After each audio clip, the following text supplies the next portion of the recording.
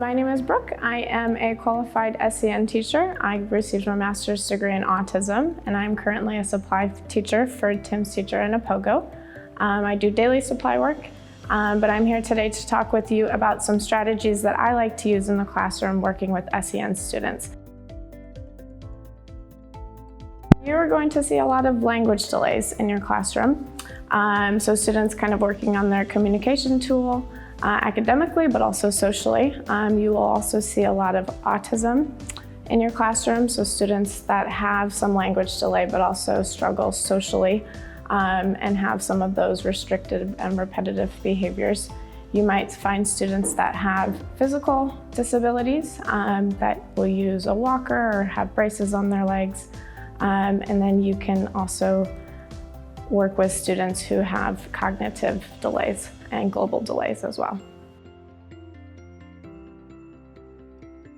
A SENCO is somebody who oversees all of the SEN students at the school.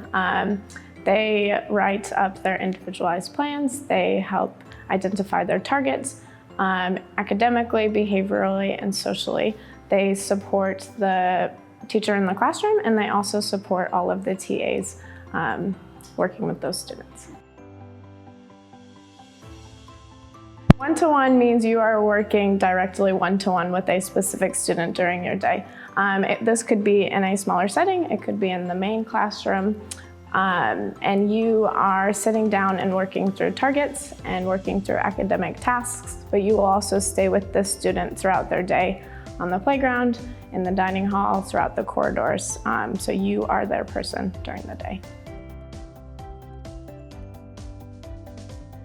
Not necessarily. If other students are struggling or you see that the teacher is working with other students and you have somebody sitting next to you who also needs assistance, it's welcomed to help other students in the classroom and support them as well. So you are there for all students, even if you are assigned one student.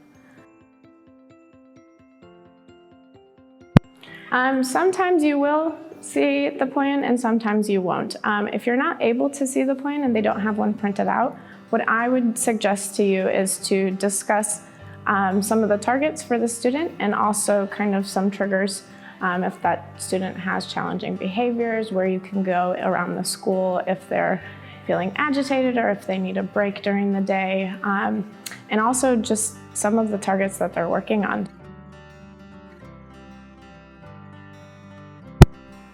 Your resources will depend on the classroom and the setting that you're in. You might see resources such as visual schedules, and this will just be something that a child has to be able to see kind of a predetermined schedule for their day and to know what to expect from that day. They have an assembly, when lunchtime is, when maths is, and things like that. You might also see reinforcement kind of token boards depending on the student's level of functioning. So these might be rewards that a student gets a sticker or they get a star for every time they do something good and they're working towards something as a reward for that positive behavior. You might also see breakout areas or sensory rooms, and these are quieter places students can go to kind of decompress or just take a break during their day when they've had a little too much overstimulation or they just need a break from academics and a quiet place to be. When working with students with autism, you might find that these students have more sensory needs than other students. And so going into break rooms or sensory rooms where they have weighted blankets or weighted vests to kind of help with that deep pressure. They might also need noise-canceling headphones to help with that hypersensitive noise in corridors, in assemblies, in dining halls, to help kind of reduce some of that anxiety that they might feel if they're hypersensitive to noise. Sometimes in sensory rooms, you might also find sensory boxes where students are able to play with slime or glue or different things in the box, so they're able to get that sensory input to help them throughout their day and kind of decompress if they need that break. Yeah, I would first advise you to understand and get to know your school-wide policy for discipline.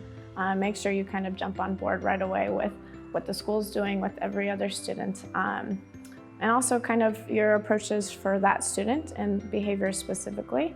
I would also encourage you to get to know that student's interests right away. I think that will help you form a positive relationship, so that when you do get into some of that challenging behavior, you kind of know what they like and how to redirect them, and what motivates them. I think that that's a big thing when it comes to behavior in general. I'm also a big believer in tough love and structure. I think sometimes a student coming in working with a new adult will test the boundaries. So I think that if you try and keep with the structure and the routine of their day, and making sure you are in line with all the expectations with the school and within the classroom, that will really help that student respect you as an adult and work with you and help their day go as smoothly as possible.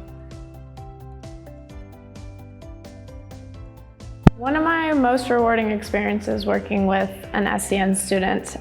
She had autism. She was brand new to our school. She had some trauma in the past, and so she was really struggling with routine. And so to establish routine with her from the get-go, 8 o'clock in the morning, was challenging. But I remember one day we kind of kept with it. We're like, okay, let's go down to the gym. And so finally one day it clicked. She knew exactly what she needed to do when she came to school and the routine from then forward. And I just remember walking down the hallway with her, and she held my hand and she was like, Miss S, Miss S. And she just kind of looked at me and smiled. And from that day forward, we just had such a good relationship. And even though things would change throughout her schedule, having the trust in me knowing that I was going to be there for her, even if the day changed or something came up in the schedule that threw her off, she knew that I was her person and I was going to be there to help her get through it. I really enjoy my work with SEN students. It can be challenging some days, but also can be exceptionally rewarding, especially when you've been working towards a target or a challenging behavior and they just have such a breakthrough. It feels like the entire world has been rocked in the most positive of ways. They are incredibly sweet and compassionate, even those students that don't have a lot of language. They show it a lot through their body language and the way that they interact with you. And it's truly like you are their person.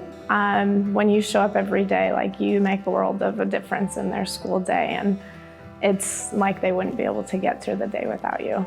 So it's incredibly rewarding to work with students with SEN and other special needs.